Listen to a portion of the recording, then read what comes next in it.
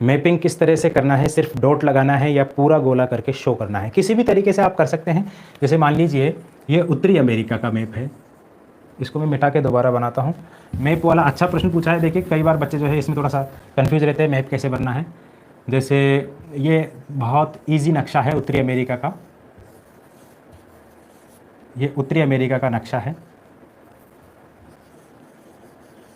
अब इस उत्तरी अमेरिका में मान लीजिए आपसे पूछ लिया गया कि अपलेशियन पर्वतमाला दर्शाइए। अगर मान लीजिए कोई पर्वतमाला पूछता है या कोई झील पूछता है या कोई ऐसा विस्तृत क्षेत्र पूछता है, घास का मैदान पूछता है, प्रेरीज, बड़े क्षेत्र अगर पूछ रहा है, जो एक डॉट से ज़्यादा बड़े क्षेत्र को पूछ रहा है अगर, तो बेहतर है आप उसमें जो है, जैसे अपलेशियन पर्वतमाला पूछी तो अपलेशियन पर्वतमाला के रूप में आप इस तरीके का बना सकते हैं कि यहाँ अपलेशियन पर्वतमाला ऐसे लिख सकते हैं आप, अपलेशियन, ठीक है। एंड रॉकीज पूछा है आपसे तो रॉकीज आप बता सकते हैं इस तरीके से। एक बिंदु बताना तो यहाँ पे गलत होगा ना, रॉकीज पर्वतमाला आपसे पूछ रहा है तो एक बिंदु के रूप में उसको बताना तो गलत हो जाएगा।